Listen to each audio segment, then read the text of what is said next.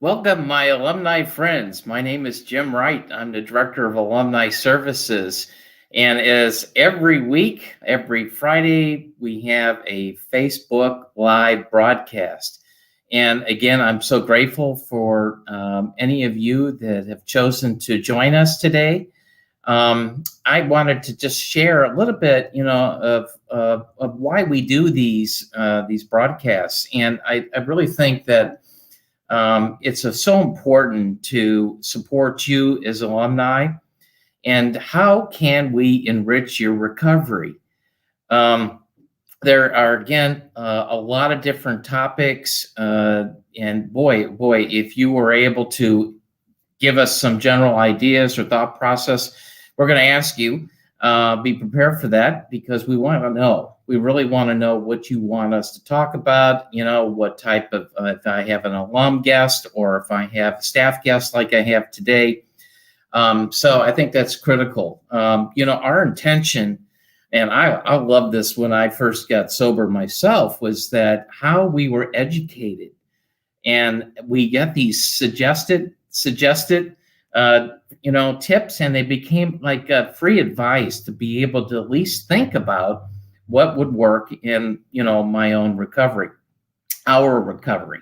And also the key for us is we want you to stay connected to Gateway. We just don't want you to feel like there's not a bridge based on where you are. And today, our topic is the effectiveness of outpatient treatment.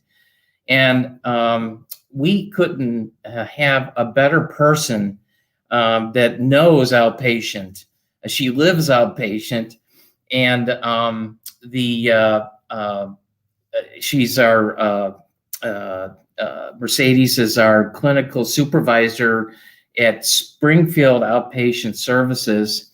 And, she has, I know she's going to share a little bit about who she is and how she came about this, and also the influence she had in regards to someone that came into her life that was a social worker and said, hey, why don't you try this?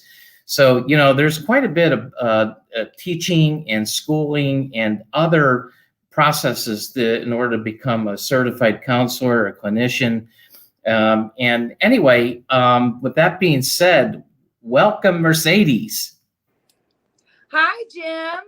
Hey, good to see you on a Friday. It's Friday. Thank you so much for having me today. I love being able to promote recovery. So I am thrilled to be here today. Great. So why don't you share a little bit about, the effectiveness of outpatient services? I was always kind of thinking, what is the process? And I think I know that some of our clients start with residential and they step down and other times, but yeah, give us a little insight to your world of outpatient services. Outpatient for me, it's where the rubber meets the road. You're living life on life's terms in outpatient services. So like you said, if you're coming from residential, you have that 24-hour a day environment. It's so hard to be new in recovery and then come out and have nothing. So outpatient is really an opportunity to continue to work on that structure and stability. So it becomes routine. It becomes a part of your new life in recovery, as you go back into your home environment, or for a lot of people, a new environment. It's the opportunity to process those triggers or events or emotions that come up with other people that are supportive of your recovery, that are trying to do the same thing, having a counselor to do that. I talk about it sometimes that residential, we're like in this bubble where, we may be on a pink cloud where nothing is going to happen. I'm not going to have any triggers. Everything is going to be okay. And then sometimes that bubble bursts when we get back out into the real world and we live life on life's terms. And so when those things happen, outpatient is a place where you can really focus on processing those things. And again, like I said, the community, and the opposite of addiction is not recovery. The opposite of addiction is connection. And so um, the really important thing is that, we're dealing with and we're living with and we're breathing with the same people that are trying to do the same things that we are, that are trying to stay clean and sober and be productive members of society, and, better relationships with our families, or better employees, better kids, better siblings, better friends, and live life without drugs and alcohol, but be happy, joyous, and free doing so. And outpatient is really a catalyst for that, for people that may be coming from residential. How long can a person be a part of an outpatient program? I'm curious. Yeah, that's a really good question. So, it's always, of course, individualized. Treatment is individualized to the person. We do not have any cookie cutter things that say, okay, well, Jim, you drank for 20 years, so you're going to be an outpatient for 6 months. Yeah. Or Dana, you drank at a wedding reception, 3 years ago, so you're going to be an outpatient for, one night. It doesn't work like that. But there are some standards that we do. So we have 3 separate levels of care in outpatient. The one level that we have is called outpatient partial hospitalization. And so that is a step down from residential. Okay. And so we have people that are in treatment, and they come from 9 a.m. to 4 p.m. and they do two groups a day. What that opportunity is some real structure and stability. People that maybe struggle being with all that free time, that are not working or not quite ready for residential, but really it's the stability and the structure and a lot of one-on-one and individual counseling and processing groups. So that is a wonderful opportunity if you can't do residential, or if you still need something a little bit higher than just individual. Okay. And so we do our partial hospitalization program, and that is generally a full 10 days. And of course it's individualized. So, but I make things simple. It's a 3-step program. If you show up, drop clean, and participate, you're going to be able to make it through outpatient, right? So if those 3 things happen, the one step down that we have is intensive outpatient. We call that IOP. And IOP is either 3, 4, or 5 days a week. Oh, really? Those are 3-hour groups. And again, it's individualized. So not everybody comes in at 3 days, 4 days, or 5 days. It's individualized. And that's based on, a biopsychosocial history and treatment episodes. And again, a client's willingness to change and their ability to change, and whether or not they're able to come to that many groups, but the, studies and research have shown that, being able, when you can get treatment and your insurance covers it, it's always best to get there. So our IOP level of care, if you start at 5 days, you do that for a couple weeks, then you move down to 4 days, and that varies from a month to 6 weeks. And then you move down to 3 days, which again is a month, 6 weeks, and then 2 days for about a month. And again, as long as it is show up, drop clean, participate, not only are you going to make it through outpatient, but you're going to have a really solid foundation of recovery and sobriety. You're going to be able to make better decisions and have fun and grow with your recovery. And then our basic outpatient, which is one step under the IOP level of care, is 2 days a week. And so if you come in at the 2 days a week, you're looking at 6 to 8 weeks. Okay. But then after that, recovery is a lifelong process, and then you're an alumni forever with Gateway. So, that's the aftercare services. But then, of course, we don't just drop you off and say, hey, congratulations, you're fixed. We continue with the Alumni Services, which is, what we're doing today and all the wonderful things that we do, because we understand that recovery is a lifelong process. And this is a disease that we cannot stop, but we can arrest. So the continuity of care is really, really important. Yeah, I do agree with you that, arresting this disease, it's like, let's arrest this disease. I love that, because it gives us a lot of hope to be able to know that, yes, it is part of us based on my own long-term recovery, and knowing that if I stay connected to the alumni community for Gateway, why not? Jackie Holmes just came on. She said Springfield Outpatient is the best. And I was also going to say that, yeah, Mercedes is our rock star there. Yeah. And there's so many other great things that we can do in outpatient too. So people that are in medicated assisted treatment that are on Suboxone or Sublocade or Vivitrol, you can continue to get that through us in outpatient.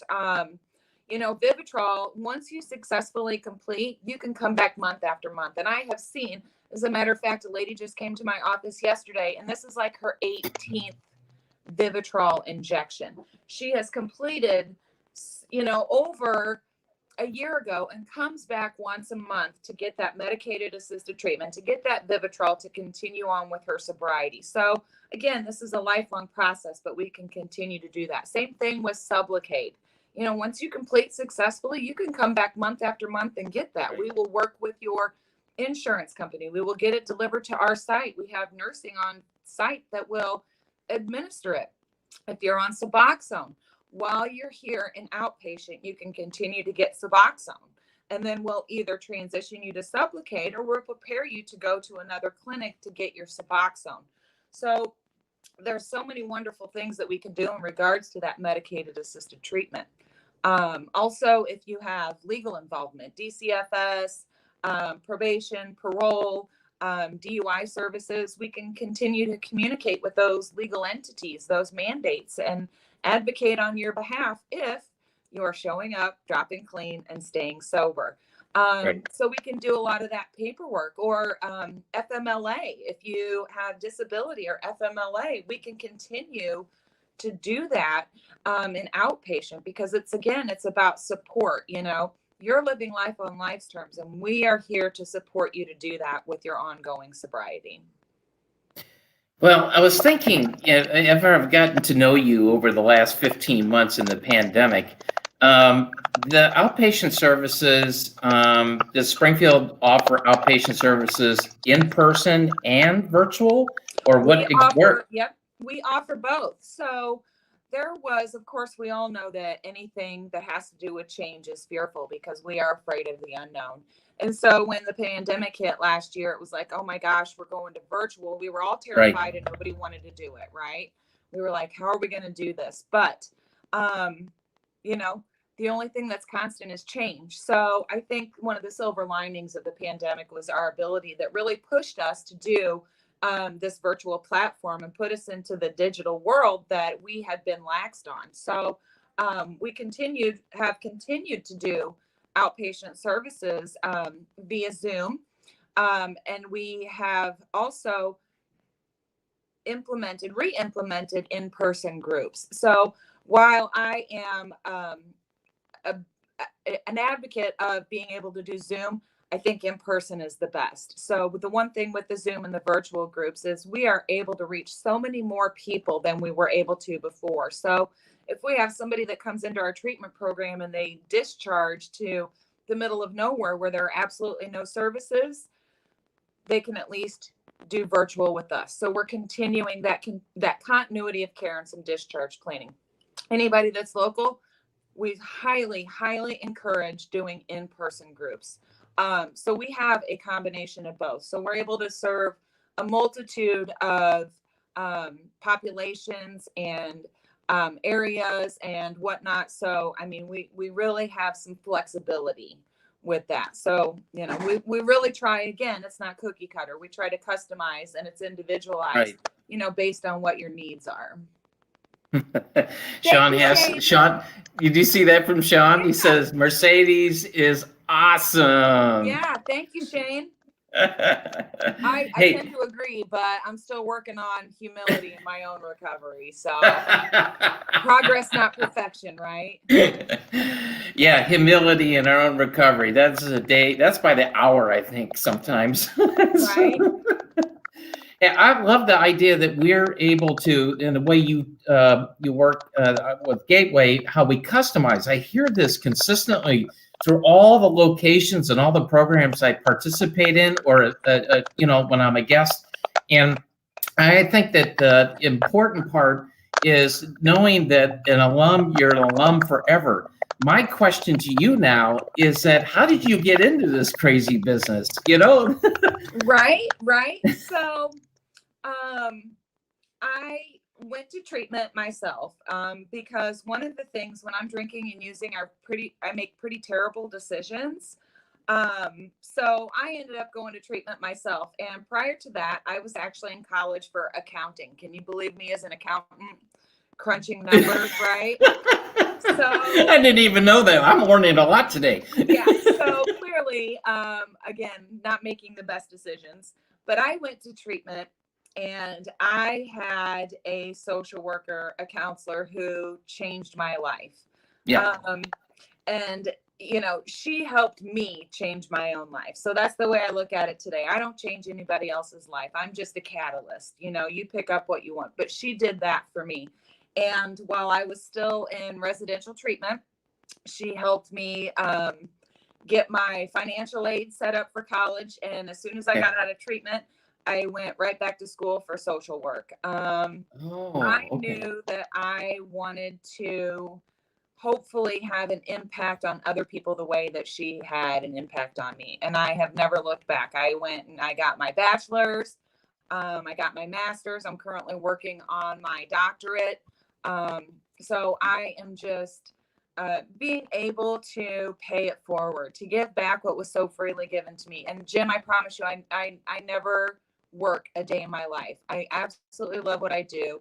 There's never a morning that I get up and say, oh, I just don't want to go in today.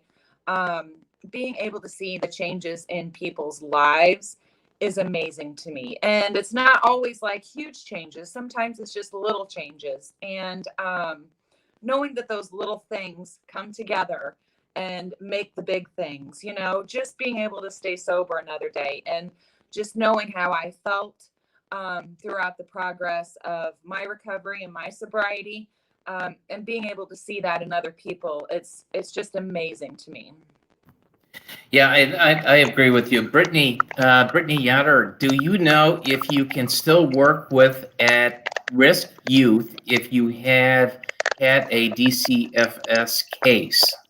So I could probably answer that for you. It depends on where you are working at. If it is a place where you have to do a DCFS background check, depends on how long ago your case was, if your case is closed, and what kind of case it was. So I would definitely check, because like here at Gateway, we don't discriminate. We have people that work here that are in recovery that have felonies, that have had previous felonies. So it just depends. So I wish I could give you more of a definitive answer, but I would reach out to, whether or not it's the Illinois Department of Professional Regulations, or if you reach out to like IODAPCA, anything like that to find out specifically, or if you know which place that you're wanting to work at, ask them specifically. Great. I hope that helped, Brittany. The fact is that, we take recovery very seriously. And I believe that the passion that Mercedes is sharing and her staff is incredible. My experience of being at Springfield is just the care, trying to bring out the positives, being able to build a toolkit. Tell us a little bit about the toolkit. Is they actually do get a successful completion of level care, and where they are at the end. What exactly happens, or what do you guys say, to a client that becomes an alum that moves on into their lives? Sure. Positivity is my superpower. There's a silver lining in everything. Absolutely. And, a lot of times when I talk to the clients, I always say, welcome to the first day of the rest of your life, whether it's their first day in treatment or their last day of treatment. It is always the first day of the rest of your life. So, coming away from outpatient, we are, we're working on those skills that are relapse prevention. And it's not just relapse prevention, but it's relapse prevention in real time. How did you get through that? How exactly did you do that? And being able to really identify some solid skills. well, I went to a gas station and they had new display of a certain type of vodka that I really liked, but I didn't drink. Okay, well, how did you do that? I just Right. didn't drink. Okay, but how exactly did you do that? Yeah. What is the process? And really kind of opening up and unpacking what that process is.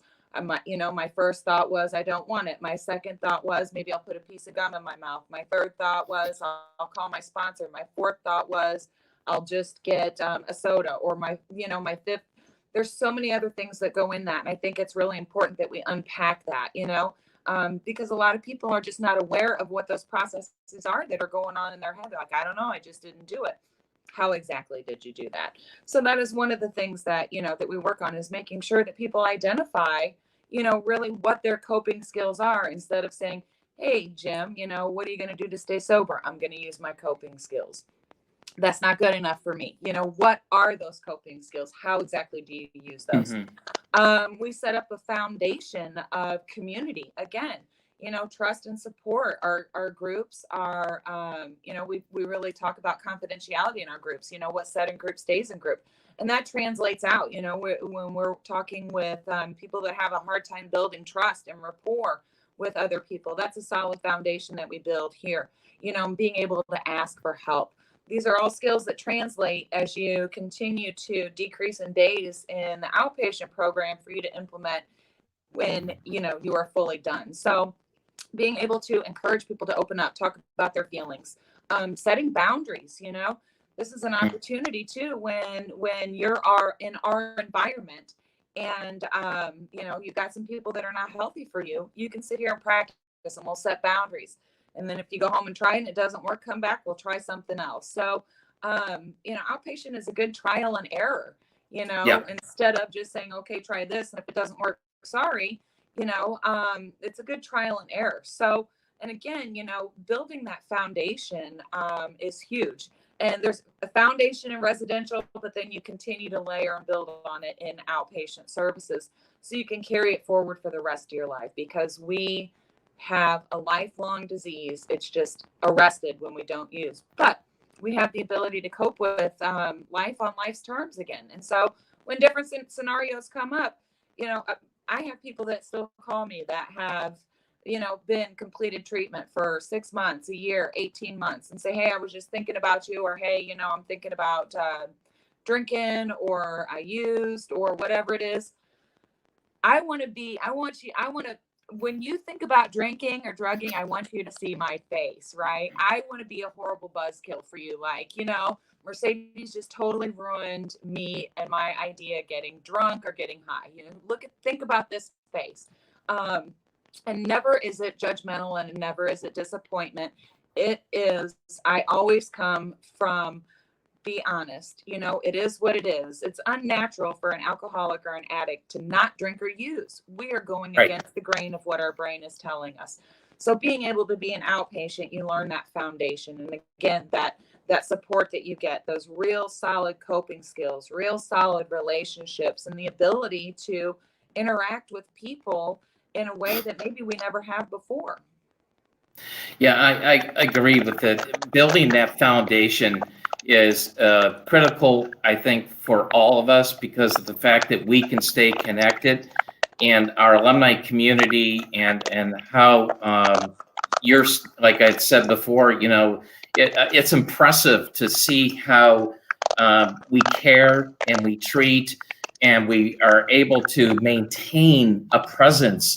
I know that I have a thinking problem, and there are times when we just go to a different direction. But when I've fallen back, and I know what you're teaching, when everybody's falling back to that foundation, it's like, what was I thinking? Wait a minute, I don't do that anymore. So you've totally recapped and resummarized and everything that you're doing. Is there anything else you would like to add? Again, I'm incredibly grateful to be able to, share the message of hope. Recovery is real. And I'm blessed on a daily basis that I get to wake up and live another life. And, God willing, on 7/11, I will celebrate 17 years cleaning soap. So the timing on our broadcast is pretty cool. Yeah. I'm not going to future trip. That's what the kids call it, because I'm hip like that. I know what the kids say. I'm not going to future trip. But as long as I keep doing today what I did yesterday, what I did the day before that, I've got a pretty good chance of coming up on 17 years on Sunday. So that is so wonderful. Congratulations. Thank because you. another huge milestone. Well, thank you, Mercedes. I'm going to go ahead and wrap us up a little bit. We the Gateway Connect app, go to the App Store. This is a great way to stay connected to us. It is free to you. As you can see, what we put up, it's searching, creating, then being able to explore, basically share with other alumni that have that post and talk to each other. And I tell you, it has become such a fun place to also look. We post all of our alumni events for all locations, in addition to the fact that we want you to come, we want you to attend. We've moved very much so into the in-person, where we actually can come together as a community, in addition to we'll continue with the virtual meetings. This week, I had hosted over 6 different meetings, and they're open alumni check-ins, and they've been very, very successful. So anyway, those are also posted on the Gateway Connect app. Just go to the App Store, and it's so easy. In addition to the fact that we have a Alumni Picnic, yay, for everybody to attend, which is now on the Saturday, September 25th. We'll have some announcements to go out probably today, in addition to the fact that we want you to come and join us. We're going to have lots of fun playing games. We're going to have the Chicago skyline. We're going to be at the UIC picnic grounds, in addition to having great food. That's a big thing for Chicago. It's great food. And then also a number of speakers, inspirational speakers. We have somebody that's coming on that's going to be great. And then we'll be able to tie into everything that we're currently doing for Gateway. And you can see that the alumni help number is below. We care about you. If you need help, or if you just want to talk about where you're at in your own recovery, we are so available for you at every time. In addition to knowing that how important it is, because your call, your email, however you connect with us is so critical to us, because we want to help you. And I also want to know what you think. So if you want to like this broadcast on your Facebook page, please do that. We're trying to do that in addition to the fact that we'll continue next week. We have James coming on from our Chicago West Side operation, and he is a program manager for our recovery homes there, in addition to his outpatient services. James is awesome. Yeah, and James is awesome. He's been with the company a long time, and he'll be great. And the topic is going to be, your first summer sober. And all of us, I think, can go back to that when we were actually going to events or not going to events, to where there was maybe, some challenges. So, Mercedes, again, thank you so much. You are